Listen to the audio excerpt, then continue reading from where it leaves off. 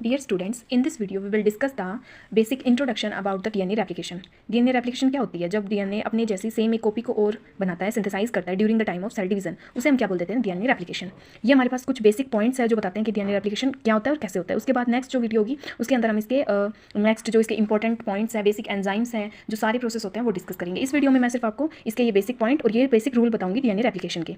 मैं बिल्कुल simple way से लिखे हुए रीडिंग के अकॉर्डिंग देखिए। जैसे फर्स्ट पॉइंट क्या है? DNA replication is the process by which DNA makes a copy of itself during cell division.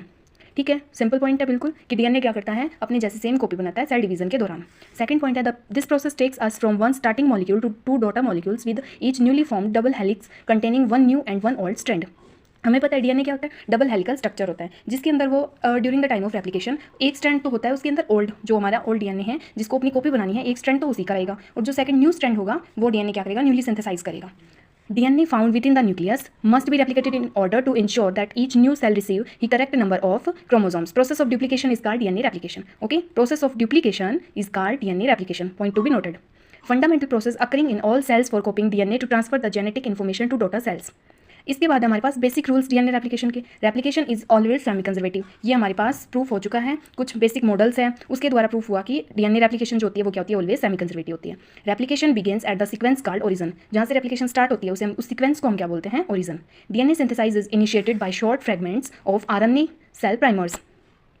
The elongation of DNA strands is always in the 5 to 3 direction. ठीक है, 5 to 3 direction, मतलब कि DNA strand की जो elongation होती है वो always किस डायरेक्शन में होती है? मतलब ये एक दूसरे के एंटीपोलर होते हैं। लाइक ये 5 to 3 है तो वो क्या होगा? जो न्यूली हमारे पास स्ट्रैंड तैयार होगा वो होगा 3 to 5 प्राइमर। इसके बाद है DNA replication can be uni और बाई डायरेक्शनल। हमारे पास दोनों डायरेक्शन में रेप्लिकेशन हो सकती है। Replication is continuous on leading strand and discontinuous on the lagging strand.